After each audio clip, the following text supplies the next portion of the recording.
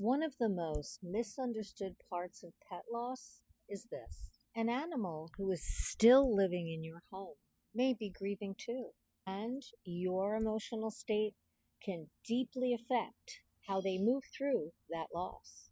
Hi, I'm Susie, and I'm an animal communicator. This is where people often make a completely understandable human mistake. You're grieving, your heart is shattered. You may avoid the surviving pet because looking at them reminds you of the one who just crossed over. You may feel guilty giving them attention. You may even feel as though loving them or enjoying time with them somehow betrays the pet who passed away. Or maybe be so emotionally exhausted and depressed that you simply don't have the energy to interact the way you used to before. None of this makes you a bad pet parent. It makes you human. Grief is love with no place to go. But here's what I want you to understand as an animal communicator: the animal who is still here is deeply connected to you. They feel emotional. They feel an emotional atmosphere of the home. They notice the missing pet. They also might see the missing pet in spirit walking through your home. They notice the change in your routine.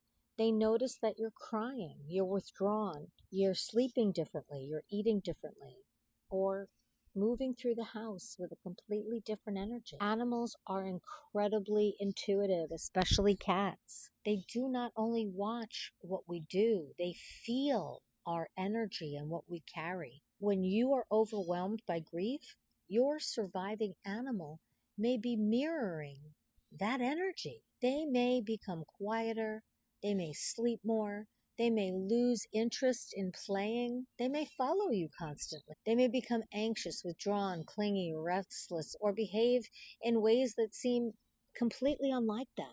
Sometimes they're grieving the animal who crossed. The physical presence is different than seeing them in spirit.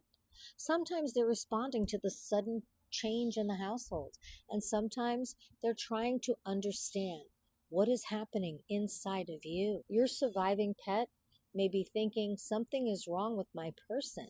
The energy in our home has changed. The other animal is gone. My person is hurting, and I do not know how to help.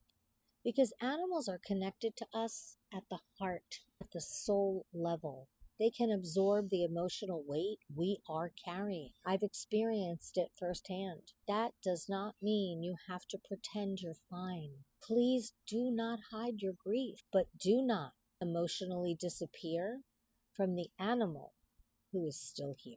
Talk to them. Tell them what happened. Tell them telepathically. You don't have to speak it out loud. Tell them the other pet has crossed over. Reassure them that they're safe. Keep their routines as consistent as possible. Invite them to sit with you.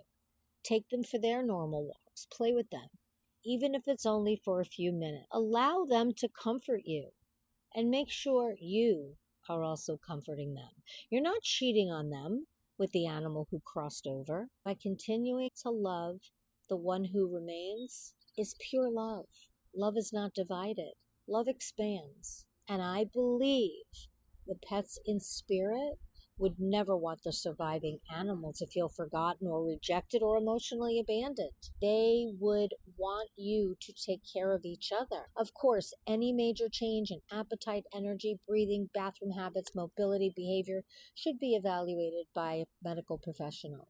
But grief and medical illness can sometimes look similar, so we never want to assume every change is emotional. But emotionally, your surviving animal needs your presence, not your perfection, just your presence. If you had a pet crossover and an animal still living in your home who might seem a little bit different, don't ignore what they may be feeling. Speak to them, reassure them, love them without guilt. And remember, continuing to love the animal who is still here does not dishonor the baby who's crossed over. It honors the love they brought into your home. For an animal communication session or a compassionate support through pet loss, visit the link in my bio. True love never dies, it just changes form. I'm an animal communicator, a certified pet loss grief counselor, and I want you to go to Amazon and check out my therapeutic healing coloring books that I've just created for children going through the anticipated loss of a pet or the loss of a pet. I look forward to seeing you in the next one.